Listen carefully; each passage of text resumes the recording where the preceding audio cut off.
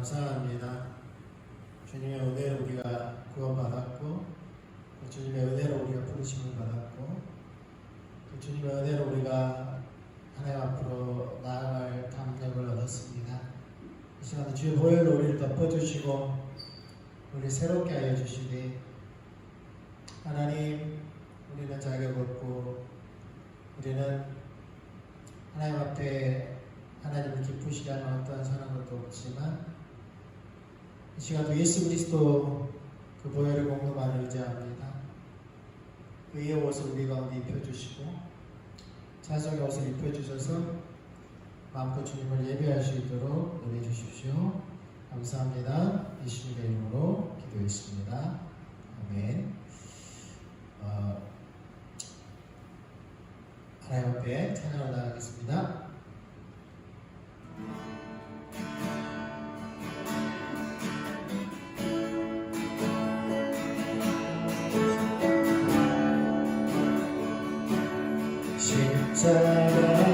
십자가 내가 처음 볼 때에 나의 마음에 그것도 사라져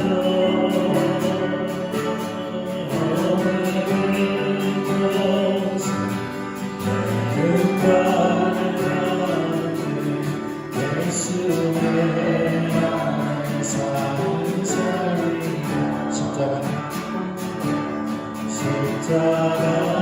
십자가 내가 처음 볼 때 나의 맘에 그것도 사라져 어느 그곳에 내 눈과 가게 예수의 안에 살리라. 영원한 소망과 텅빈 돌무로 돌문면이 거기 끊어게 주의 은혜 나를 살리려 예수의 안에 살리라. 내 눈을 여셨던 십자가의 날 구원하신 주 찬양해. 내게 생명 주신 그곳에 나들어 십자가 그 앞에 영원한 소망과 텅빈 돌무로 돌문 달리어 기쁜 어때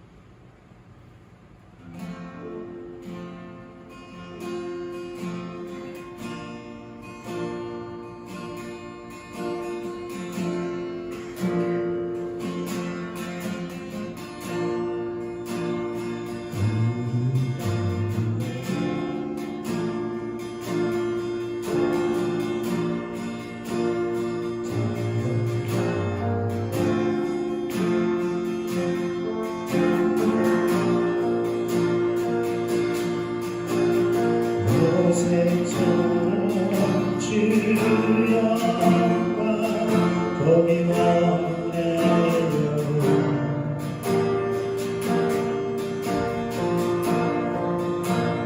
나팔 소리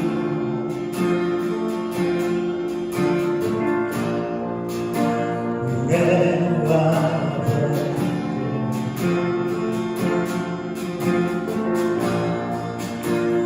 두렵지 않네.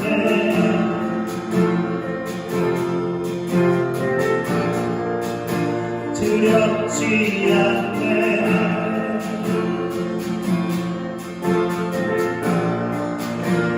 주님의 영광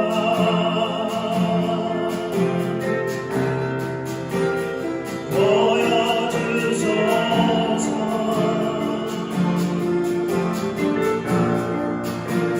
주님의 영광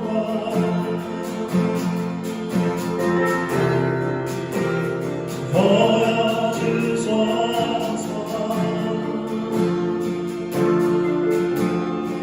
그러므로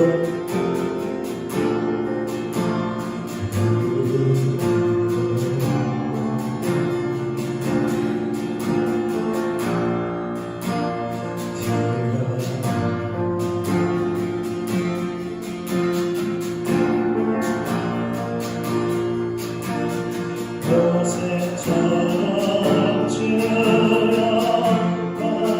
거기 머무네요.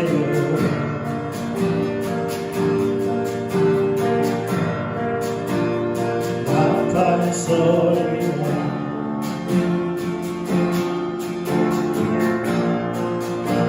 노래와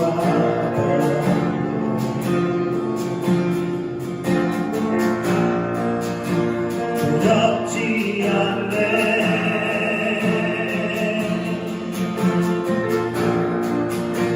두렵지 않네.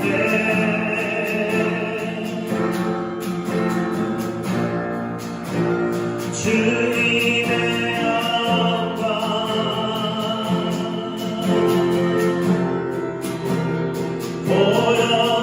보여주소서.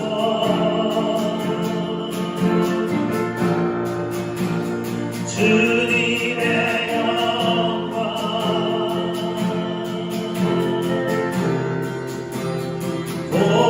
보여주소서.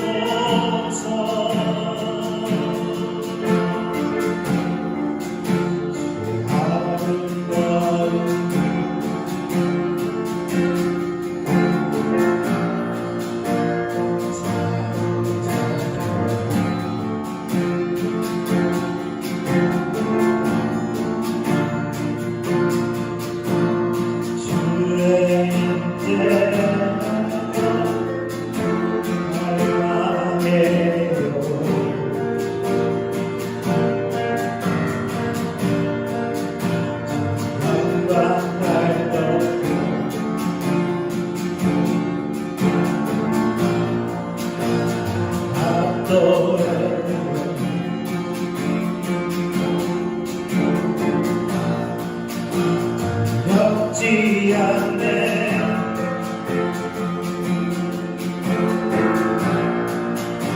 두렵지 않네.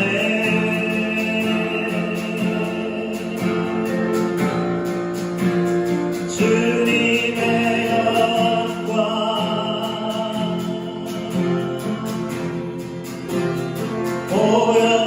보여주소서.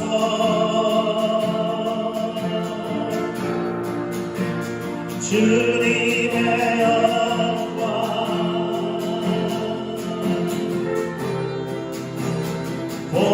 보여주소서.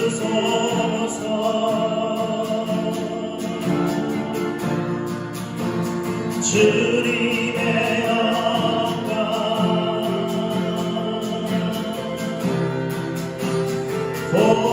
보여주소서.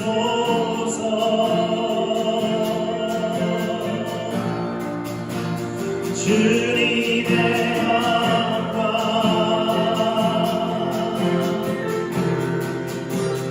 보여주소서. 사랑하는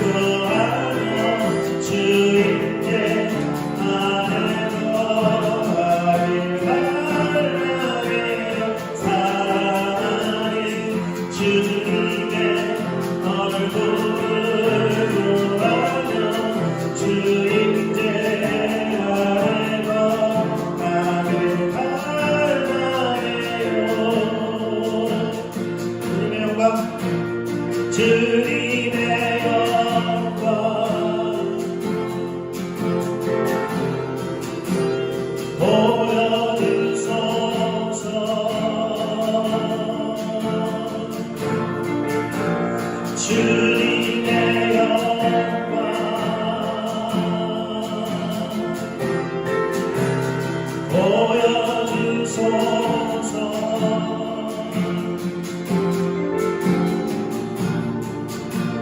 주님의 영광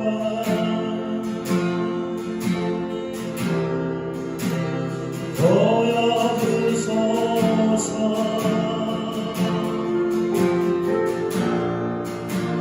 주님의 영광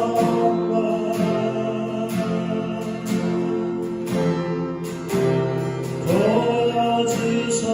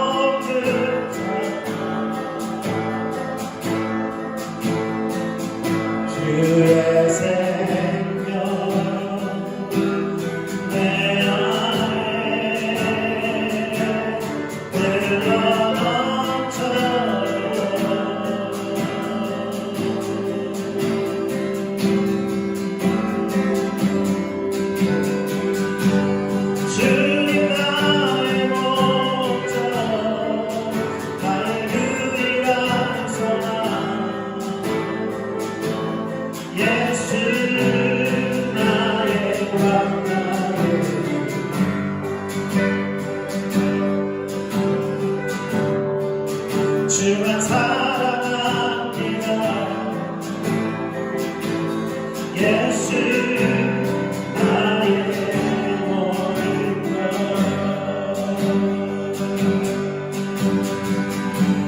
주님 나의 목적, 나의 유일한 소망. 예수 나의 왕.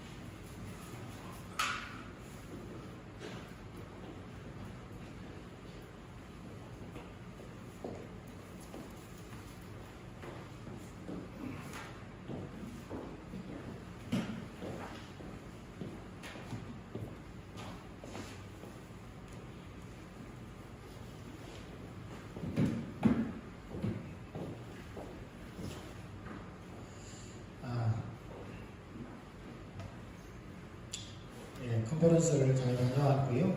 하나님께서 시기적절한 하나님의 말씀을, 음성을 주시는 것 같습니다. 그래서 컨퍼런스 메시지를 좀 리마인드 하면서 우리도 같이 다시 한번, 물론 인터넷으로 들으셨겠지만 같이 리마인드 하는 그런 마음으로 다시 한번 이게 하나님 말씀이 우리에게 음성이 되어지고, 또한 그 음성이 우리의 실제가 되어지는 그 삶을 추구하기 위해서 다시 한번 하나님 찾는 삶을 좀 살펴보려고 합니다. 결국은 하나님 나라 안에서 하나님 나라의 백성들이, 하나님의 또 동역자들이 반드시 지속적으로 누구나 이 삶을 살아야하기에 우리가 이 삶도 다시 한번 살펴보려고 합니다. 우리 기도하고 하나님 말씀 살펴보겠습니다. 주님 감사합니다. 이 시간도 주님 은혜 감사하고 감사해서 주님 앞에 예배 드리오니 주님 받으시고, 주님 하나님은 우리의 좋으신 아버지가 되시오니 우리의 때를 따라 필요를 따라 공급하시는 줄 믿습니다. 무엇보다도 우리 가운데 성령으로 충만하게 하셔서 하나님을 알게 하시고, 우리의 마음의 눈을 열어서 하나님의 뜻과 목적과 길을 보게 하여 주시옵소서. 예수님의 이름으로 기도합니다. 아멘.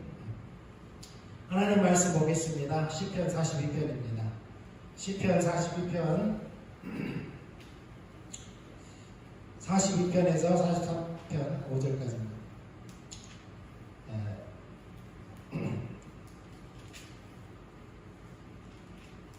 같이 교독하겠습니다. 하나님이여, 사슴이 신의 물을 찾기에 갈급함같이 내 영혼이 주를 찾기에 갈급하니이다.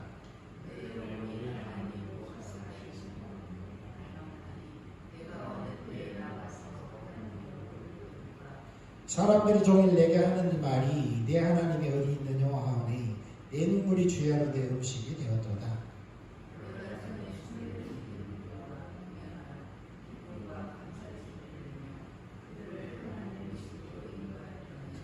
이때 기억하고 내 마음에서 마음보다 내 영혼아, 내가 어찌하여 낙심하며 어찌하여 내 속에서 불안해하는가? 너는 하나님께 소망을 두라. 그가 나타나 도우심으로 말미암아 내가 여전히 찬송하리로다.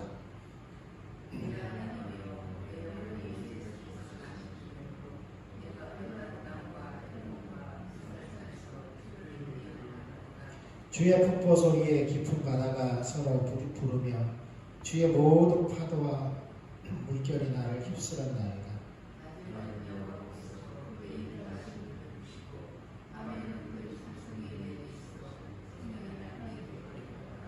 내 반석이신 하나님께 말하기를 어찌하여 나를 잊으셨나이까? 내가 어찌하여 원수의 압제로 말미암아 슬프게 다니나이까 하리로다.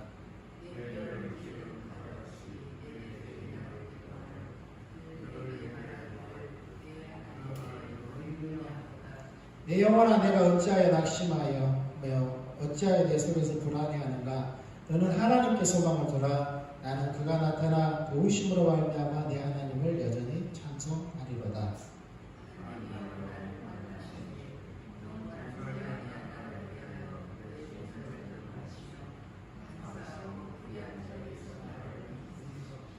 주는 나의 힘이 되신 하나님이시거늘 어찌하여 나를 버리셨나이까? 내가 어찌하여 원수의 억압으로 말미암아 슬프게 다니나이까? 주의 빛과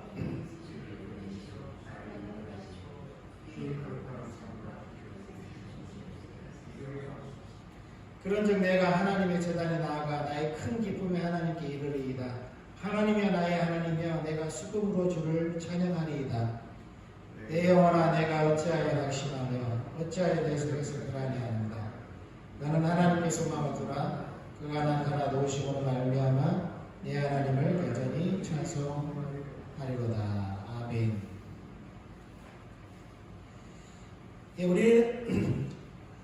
우리는 하나님의 찾는 삶을 살펴보면서 특별히 시편 42편과 43편을 살펴보고 있습니다. 시편 42편, 43편은 고라 자손의 시라고 이렇게 성경에 보면 나와 있지요. 맞습니다. 고라 자손의 시이고요.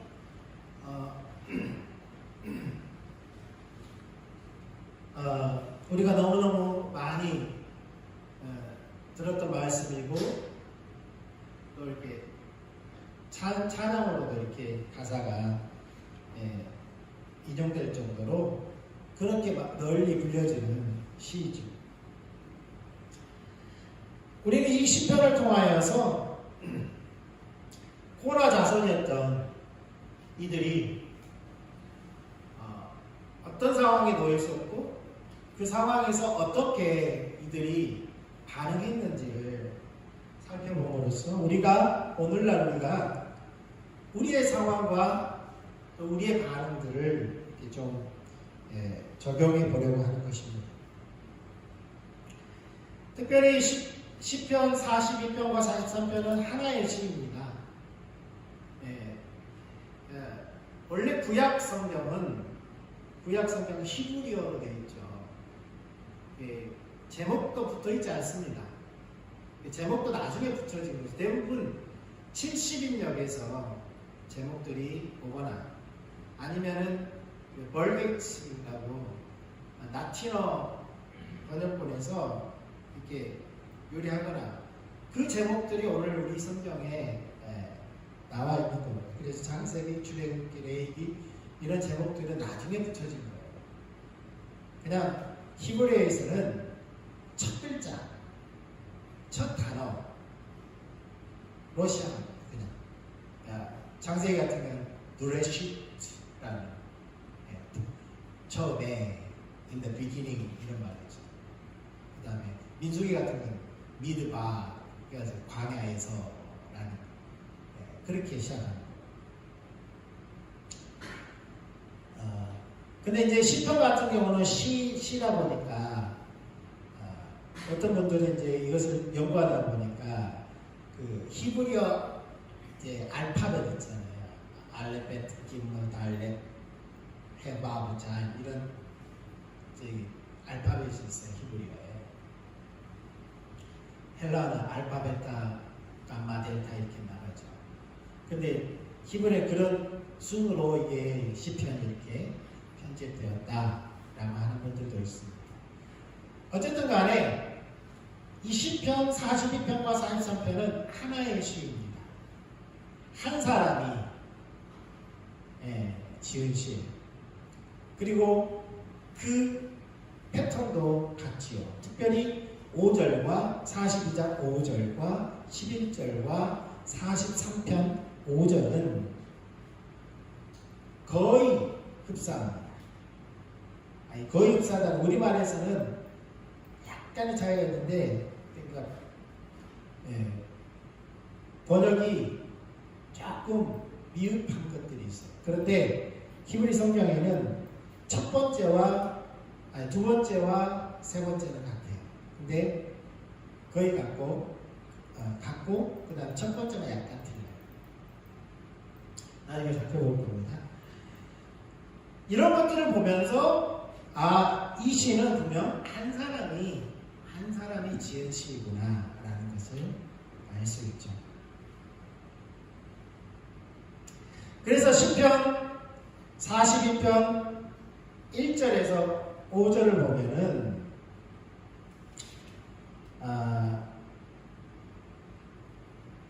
5절에 보면 특별히 내 영혼아 내가 어찌하여 낙심하며 어찌하여 내 속에서 불안해하는가. 너는 하나님께 소망을 두라. 그가 나타나 도우심으로 말미암아 내가 여전히 찬송하리로다. 근데 히브리 원문에 보면 이렇게 되어 있습니다. 그 얼굴의 도우심으로 라고 되어 있어요. 그 얼굴의 도우심으로. 그의 도우심하고 그의 얼굴의 도우심 무슨 차이가 있느냐? 하나님이 도우신 거니까 똑같죠. 그런데 히브리어에서 얼굴이라는 단어는 그분의 인격을 나타내기도 하고요. 그분의 임재를 말하는 겁니다. 임재. 그의 임재가 와서 나를 돕는 거예요. 그러니까 은혜라는 것은 그거잖아요. 자격 없는 자에게 값없이 주시는 하나님의 은혜, 하나님의 선물, 그렇게 그것은 이제 100% 정답이 아니고 일부는 맞죠. 근데 이제 그 은혜라는 것은 하나님께서 명령하신 그 일들을 감당할 수 있도록 하나님께서 오셔서 하나님이 임재하셔서 하나님의 방법대로 하나님께서 이루시는, 우리가 이룰 수 있도록 하나님께서 그렇게 뒷받침하시는 임재의 능력이라고 말할 수 있잖아요. 바로 그겁니다.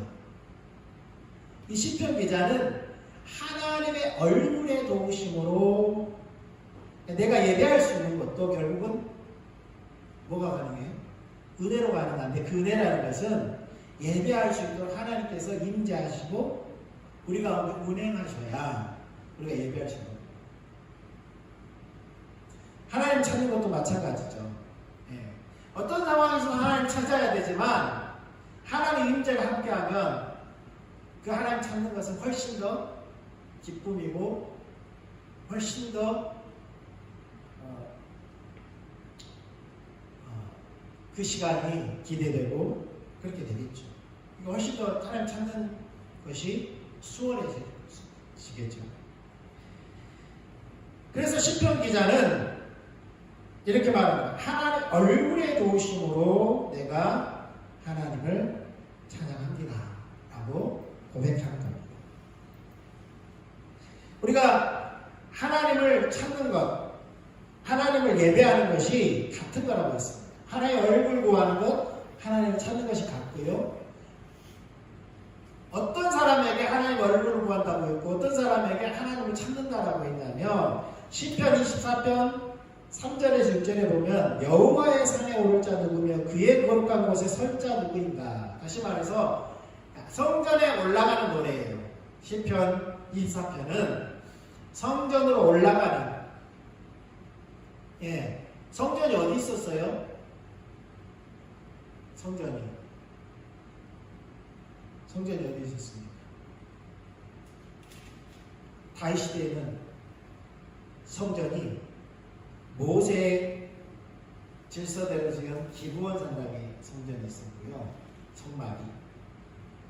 또 하나님께서 다윗에게 말씀하셔서 세워진 언약궤를 모시고 있는 예루살렘에 소위 다윗의 장막에 성전이 있었어요.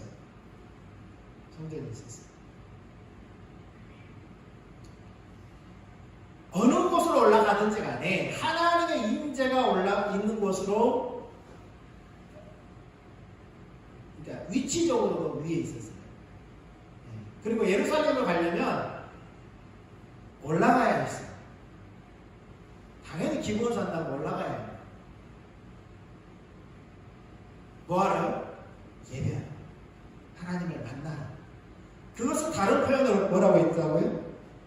6절에 보면 이는 여호와를 찾는 족속이요 야곱의 하나님의 얼굴을 구하는 자입니다. 그러니까 예배하는 자를 하나님을 찾는 자라고 했고 하나님 얼굴을 구하는 자라고 했어요. 결국은 우리가 하나님을 찾고 하나님의 얼굴을 구한다는 것은 그분 앞에 그분을 만나러 가는 것이고 그분을 예배하러 가는 것입니다. 그래서 우리는 어떤 우리가 기도 제목이 있다 할지라도 먼저 우리는 하나님 앞에 예배하는 자, 하나님 그분을 찾아 나가, 그분을 만나러 나가.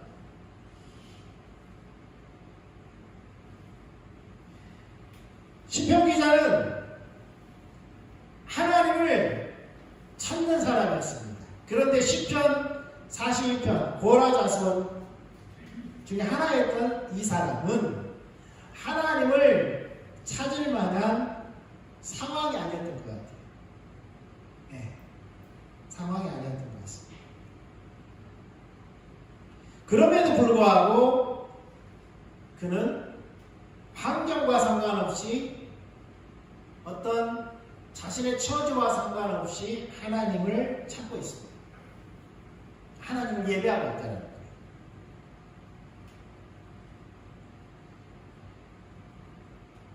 마치 어느 정도로 하나님을 찾고 있냐면 사슴이 시냇물을 찾아 갈급한 같이. 우리 예언을 들 때 이제 많이 이제 아프리카에 사슴이 앞장서서 가면 그 뒤에 이제 동물들이 따라가는 그런 예화를 많이 들잖아요. 그것도 틀린 말은 아니죠. 근데 팔레스틴에 중동의 사슴들은 초원에 살고 있는 게 아니죠. 메만 광야에서 풀이 나면 그걸 뜯어먹으면서 살아가다가 이제 풀도 없고 건기가 되면은 보통 이제 풀이나 이런 데서 수분을 섭취할 수 있지만 이제 그런 것들이 만약에 건초만 먹게 되면은 수분을 섭취를 해야 돼요. 그래서 멀리 있는 광야의 물이 어디 있어요? 그러니까 정말 그 험한 비탈지고 또 가다가 맹수를 만날지도 모르는 그런 곳을 뚫고 어디를 찾아간다고요? 살기 위해서 물을 찾아가는 거예요. 살기 위해서. 그러니까 이 시편 기자는 살기 위해서 누구를 찾는다고요? 하나님을 찾는다. 죽을 것 같아요. 죽을 것 같아요.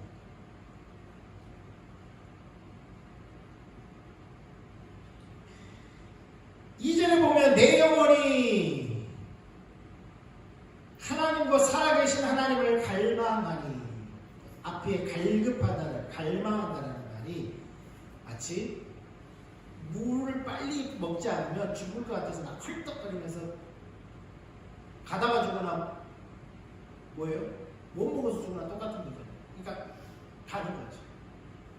필사적 그런 표현입니다. 왜냐하면 다른 곳에는 물이 없기 때문에 그곳에 가야만 물이 있기 때문이었어요. 그래서 하나님을 갈망한다.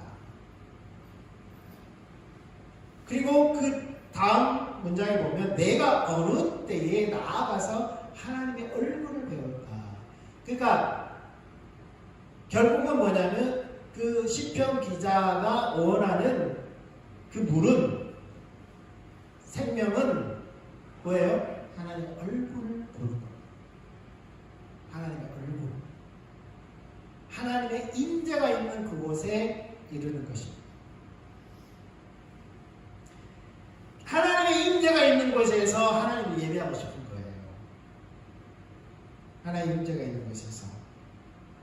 그럼 예배하면 되지. 하나님 언제 무엇이나 계시는데. 네. 그런데 이 시편 기자는 체험이 있었어요. 하나님의 임재가 있는 곳에서 예배했던 체험이 있었어요. 그 체험을, 그 생생했던 그 하나님의 임재를 다른 곳에서 경험할 수 없었던 거예요. 네, 경험할 수 없었어요. 그래서 하나님의 임재가 있는 그곳으로 나아가기를 갈망했던 겁니다.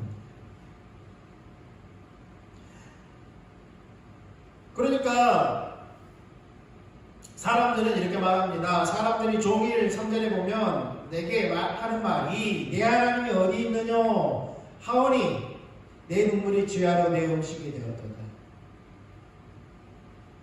나도 하나님을 그렇게 임재를 경험했다면서,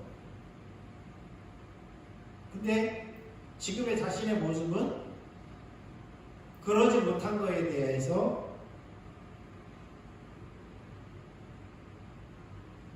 괴로워하는 겁니다. 눈물이 주야로 음식이 될 정도로 그렇게 처절하게 그 임재가 있는 곳을 사모하고, 마치 사랑하는 사람을 만날 수 없는 것에 대해서 그렇게 눈물을 흘리면서 그리워하는 것처럼 그렇게 그리워하고 눈물을 흘리고 있는 것이죠. 그럼 이 사람이 도대체 어떤 사람이었기에 하나님의 임재가 있는 그 성전에서 일했던 사람인 것을 4절을 통해서 알 수 있습니다. 4절을 보면 이렇게 나와 있죠. 내가 전에 성의를 지키는 무리와 동행하여 기쁨과 감사의 소리를 내며 그들을 하나님의 집으로 인도하였더니 이제 이 일을 기억하고 내 마음이 상하는도다. 이 일을 누가 했어요? 백성들을 하나님의 집으로 인도하는 일을 누가 했어요? 기쁨과 감사의 찬양을 드렸던 사람이 누구입니까? 그들이 누구입니까? 예. 근데 고라 자손이라고 했잖아요. 고라 자손은, 그러니까 레위는 세 집안이 있죠. 예. 세 집안이 있습니다. 여기서 그앗, 고라 자손은 그앗 세우선, 고앗이라고 했죠. 그 다음에 게르손이라는 레위의 아들이죠. 그리고 무라리라는 레위의 아들이 있습니다. 세 가문이 있습니다. 레위의 가문, 세 가문. 근데 그 가문 중에서도 하나님께서 특별히 아론의 집안만이, 아론의 후손만이 제사장이 될 수 있어요. 그 제사장 중에서 대제사장이 나올 수 있어요. 레위의 자손 중에서도 특별히 아론의 집안은 따로 또 구분하셨어요. 그래서 제사장의 직분을 감당하는 거죠. 근데 나머지 집안들은 다 레위의 자손이라고 해서 성전, 성막과 관련된 그릇을 옮기거나 집을 옮기거나 성막을 치거나 그렇게 하는 일을 감당했죠. 그것도 이제 제사와 관련된 그릇들도 직접 쌀 수가 없습니다. 제사장들이 다 손으로 싸주면은 그것을 담아서 또 어떻게 해요? 손으로 드는 것이 아니라 항상 들 것을 가지고 옮겼어요. 그러한 일들. 그런데 다윗 시대에 다윗이 그 레위의 후손들 중에서 세 집안 말했잖아요. 그앗과 게르손과 무라리 집안에 각각 대표들을 세웠습니다. 그앗 자손 중에서는 헤만, 그리고 게르손 후손에서는 아사, 그리고 무라리 자손에서는 에단, 이렇게 크게 세 팀의 찬양 팀을 만들었죠.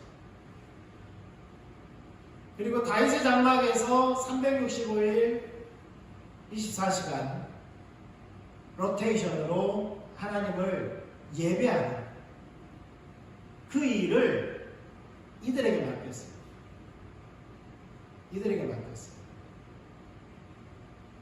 그런데 이 헤만이 바로 고라 자손입니다. 고라 자손. 그앗 자손 중에 고라 자손. 여기에서 이 고라 자손에서 사무엘이 태어납니다. 먼저 태어났죠. 사무엘이 태어났죠.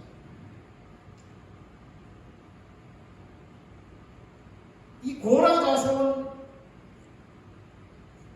말은 그앗의 후손들이죠. 그들이 바로 찬양의 제사장 역할을 감당했어요. 그러니까 모세의 질서를 따라서 세워진 성막에서는 레위인들은 백성들을 하나님의 집으로 인도하거나 그런 일을 하지 못했죠. 그런데 다윗의 장막에서는 그 일을 했어요. 그리고 무엇보다도 하나님의 임재가 개방된 언약궤를 보면서 예배를 했기 때문에 하나님의 그 영광을 누구보다도 많이 체험했던 사람입니다. 전에도 말씀드렸지만 제가 구약 수업을 듣는데 그러더라고요. 교수님이 고라자손인데 고라자손이라고 말을 해요. 그런데 나중에 이 사람 제사장 이게 됐다는 거예요. 제사장 안 맞잖아요. 기존에 알고 있던 그런 지식으로는, 제가 알고 있던 지식으로는 서로 매치가 안 되고 고라자손 네임인 것은 맞는데 제사장은 아론은 무슨 말을 하시는데 그때는 이게 의문점이 해결이 됐어요. 근데 나중에 다윗의 장막이 뭔지를 알게 되고 그러면서 이 의문점이 해결이 됐어요. 이렇게 하나님의 임재를 경험하고 하나님의 영광을 보았던, 그것을 체험하고 백성들을 그 하나님의 임재로 하나님의 영광으로 이끌었던, 그 일을 했던 이 사람. 여러분, 과거에 우리가 하나님의 은혜를 경험한 것을 생각하면 어떻습니까? 그때가 참 좋잖아요. 그때를 생각하면 참 좋잖아요. 그러면서 오늘 내가 은혜 가운데 있지 못한 것에 대해서 어떻게 해요? 이 시인의 마음이 이해가 되시죠? 과거의 그 일을 기억하면서 이 시인은 마음이 상한 거예요. 그러니까 이 사람은 거룩한 사람입니다. 이 갈망은 거룩한 갈망입니다. 욕망이 아니고요. 그냥 그때를 생각하면서 후회하는 것이 아니라 그것을 다시 한번 경험하기 원하는, 그것을 다시 한번 붙잡기 원하는 그 갈망, 그 상황인 것이죠. 그래서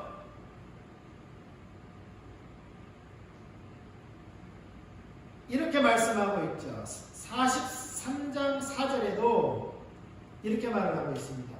미리 가보면, 그런즉 내가 하나님의 제단에 나아가 나의 큰 기쁨의 하나님께 이르리이다. 나의 하나님이여, 내가 수금으로 주를 찬양하리이다.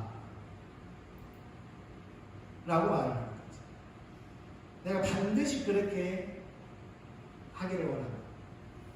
그렇게 되기를 원한다. 그렇게 마음으로 선포하고, 마음으로. 역대상 6장에 보면 6장 31절 이하에 보면은 다윗이 여호와의 성전에서 찬송하는 직분을 맡긴 자들이 아까 제가 말했던 세 가문에 세 그룹이 있었다는 거죠.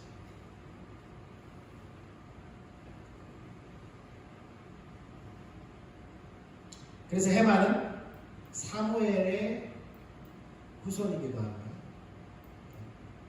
고라의 후손이면서 사무엘의 후손이기도 합니다.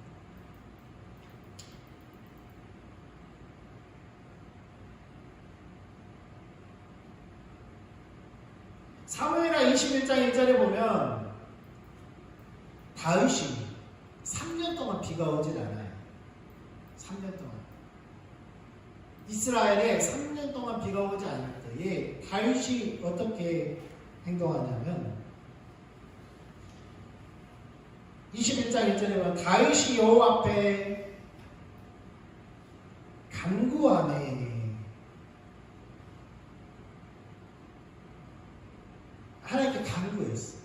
그런데 언어 성경에도 그렇고 영어 성경에도 그렇고 다윗이 하나님의 얼굴을 구하네. 그러니까 비가 오지 않았는데 비옥에 달라고 기도한 것이 아니라 하나님의 얼굴을 구했다. 하나님이 찾았어요. 비옥에 달라고 찾은 것이 아니죠. 물론 마음에는 하나님 비를 내려주셨으면 좋겠다는 그런 마음이 당연히 있겠죠. 그럼에도 불구하고 먼저 뭘 했다고요? 다윗이 하나님의 얼굴을 구했다는 겁니다. 그러니까 오늘 시편 기자의 모습도 무엇을 구하고 있어요? 하나님의 얼굴을 구하고 있죠. 하나님의 임재를 구하고 있습니다. 예배는 선택하여 서는 겁니다. 나의 처지와 상관없이 환경과 상관없이 하나님을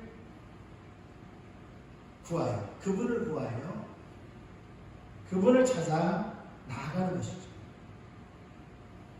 그리고 그분의 임재하는 것.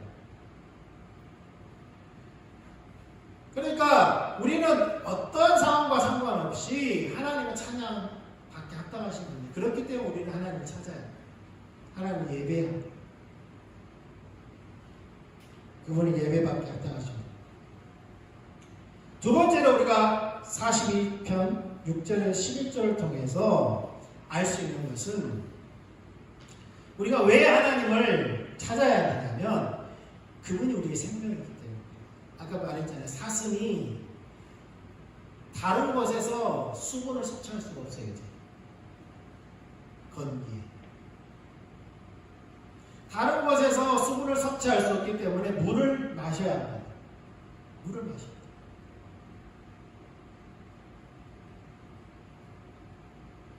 그러니까 물이 없으면 죽는 거죠. 이제는 과거에는 그냥 막 얼른 풀을 뜯어 먹어도 되는데 이제 그런 풀이 안 나오잖아. 마른 풀밖에 없어. 마른 잎사귀밖에 없어. 수분을 섭취할 수 없어. 물을 먹을 수 없어. 그러니까 물이 있는 곳으로 가야 해. 우리가 살기 위해서 너희는 살기 위해서 누구를 택하라고요? 생명을 택하라. 생명이신 하나님을 택하라. 신명기 30장 15절에서 15절 이하에 그 말씀을 하고 있죠. 고라 자손들은 그 직분을 감당할 수 없습니다. 이제 왜 그렇습니까? 솔로몬이 등극하고 솔로몬이 하나님의 성전을 예루살렘에 짓습니다. 그리고 나서 기브온 산당에 있는 것들을 다 가지고 예루살렘의 성전에 다 안치하고 이제 모세의 질서를 따른 성전이 세워지니까 더 이상 다윗의 장막에서 예배하는 자들이 필요가 없는 거죠. 네, 필요가 없는 거죠. 솔로몬이 왜 망했냐면요. 바로 이것 때문에 망했더라고요. 성전을 짓는 건 좋은데 자기 아버지가 했던 그 일들을 그가 굳이 피할 필요는 없었죠. 네.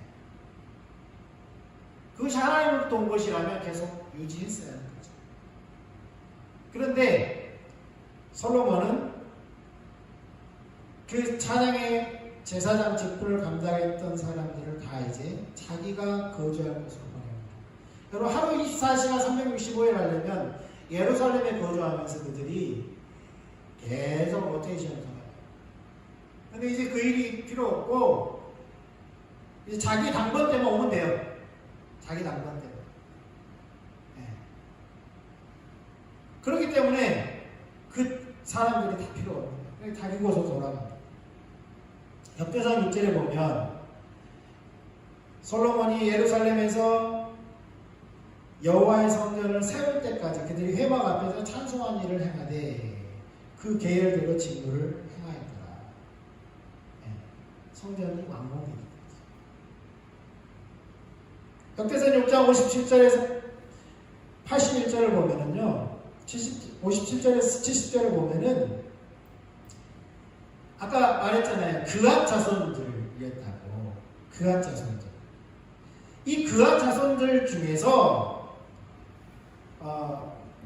레위인들도 그 12지파 가운데에서 흩어져 살게 했거든요.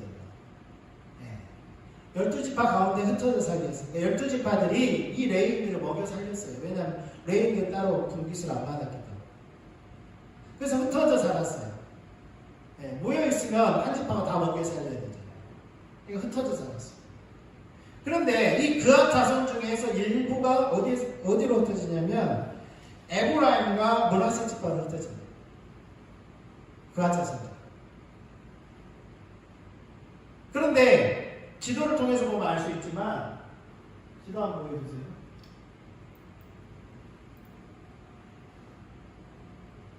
에브라임은 예루살렘과 가까워요. 베냐민이라고 써있는 바로 밑에가 예루살렘입니다. 그런데 므낫세 또 두 군데로 나눠져 있죠. 서쪽과 동쪽. 그런데 그앗 자손 중에 에브라임과 므낫세 지파로 흩어졌는데 하필 이 시인은 어디로 갔냐면 42편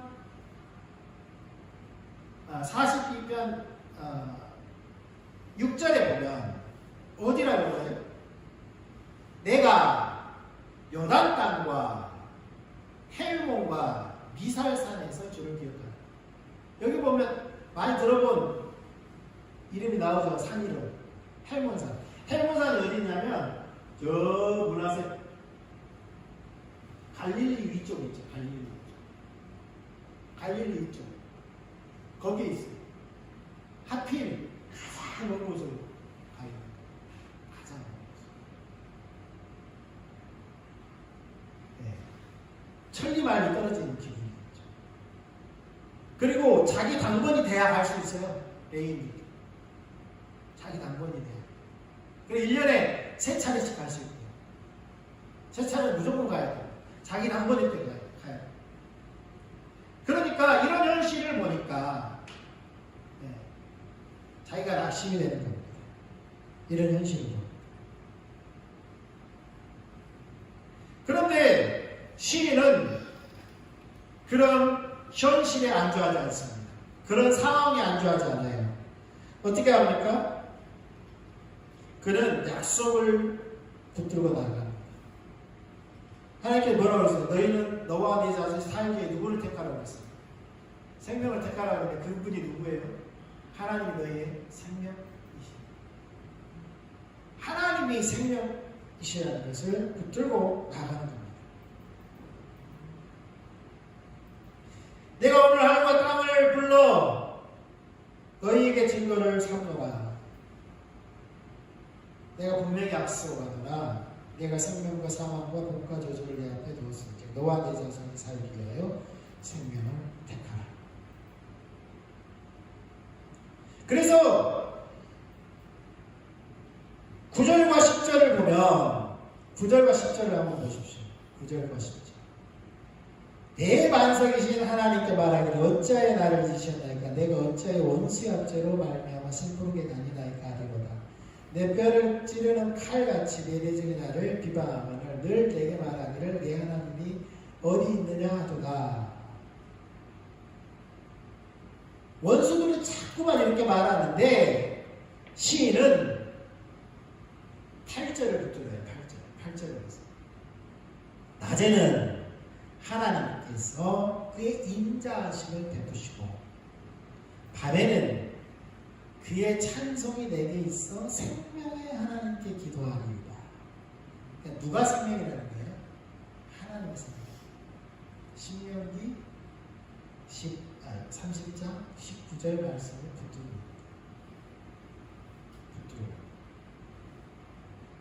그 약속을 채워요. 그래서 그는 불안해하지 않고 하나님의 얼굴로 나를 도우라 요청하고 있어요. 그러면서 11절에는 이렇게 말합니다. 11절에는 히브리 성경을 보면 이렇게 돼 있어요. 나의 얼굴을 도우신다. 나의 얼굴.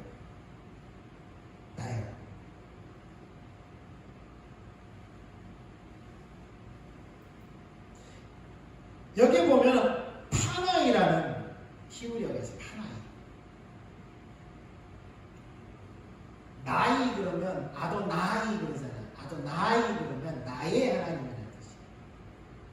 소위 나이로 끝나면 나의라는 뜻이에요. 아도나이 그러면 나의 주님이라는 뜻이에요. 주님. 나의 주님. 여기서 파나이 그러면 그러니까 파림이라는 얼굴이라는 단어에 파나이라고 되어 있어요. 그래서 나의 얼굴이라고 되어 있어요. 나의 얼굴을 도우시라고 되어 있어요. 그러니까 하나님의 얼굴이 나의 얼굴을 도우면 어떻게 하면 되는 거예요? 그냥 내 문제 해결된다 그 말 아니거든요. 네. 하나님의 얼굴과 나의 얼굴이 이렇게 돼요. 마주 보는 거예요. 마주 보는 거예요. 하나님의 얼굴을 내게 보여주세요 라고 했잖아요. 근데 이제는 뭐예요? 나의 얼굴과 하나님의 얼굴이 마주보게 해주세요 라고 하는 거죠. 마주.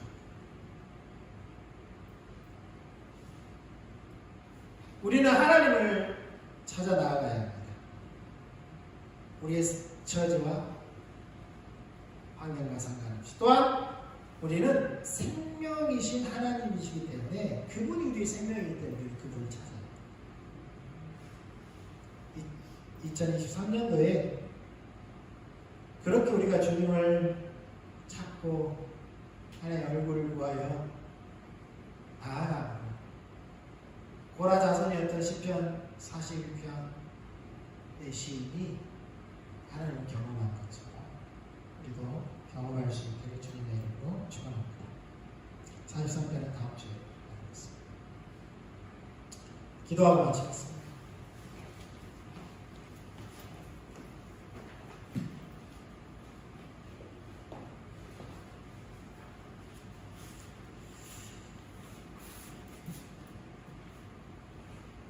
다윗도 그랬고요. 성경에 보면 믿음의 선조들이 그들이 하나님 앞에 바로 서 있을 때는 언제나 다른 거 구하지 않고 하나님 그분을 구하고 그분 앞에 나아갔던 것처럼 우리의 처지와 우리의 환경과 상관없이 우리는 하나님의 얼굴을 구하여 나아가야 합니다. 그럴 때 다윗에게 하나님께서 뭘 보여주셨냐면 자기가 잘못한 것도 아니에요. 사울이 잘못한 기본 그 민족을 족속을 사울이 죽이잖아요. 근데 하나님께서 여호수아를 통해서 맹세하게 했잖아요. 죽이지 않겠다. 멸하자. 그래서 그들이 이스라엘 가운데 거하면서 마치 종들처럼 그렇게 섬겼는데 사울은 그들을 죽였어요. 하나님께서 그 일로 인하여서 기근을 보내고 그래서 3년 동안 비가 오지 않았다. 그래서 다윗이 하나님 비 내려달라 기도하지 않고 하나님의 얼굴을 보니까 하나님께 그 일이 생각나게 해서 회개하고 바로잡죠. 그게 잘못했다는 것을. 그때 하나님께서 다시 비를 보내주셨습니다.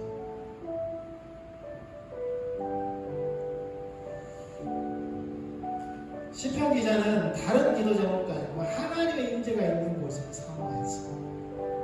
하나님 앞에 나아갑니다. 하나님의 얼굴 보기를, 하나님의 얼굴 대면하기를. 그럴 때에 그는 엄청난 그 바로 천리 말려 떨어진 그곳에서 하나님의 임재를 경험한 엄청난 그 체험을 하게 됩니다. 그 은혜를 구하면서 좀 나아가시기를 기도하고 제가 기도로 축도를 마치겠습니다. 같이 한번 기도하겠습니다. 하나님의 은혜를 부어주십시오. 하나님의 은혜를 베풀어 주십시오.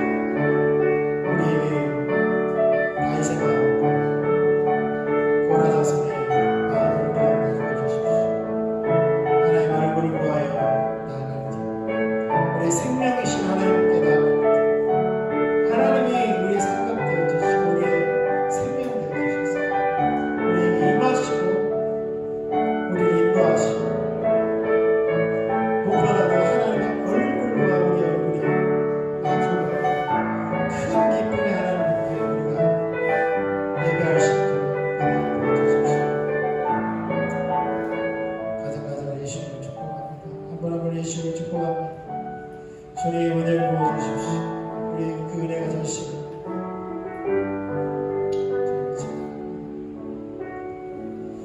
이제는 우리 주 예수 그리스도의 크신 은혜와 하나님 아버지의 사랑과 성령님의 역사가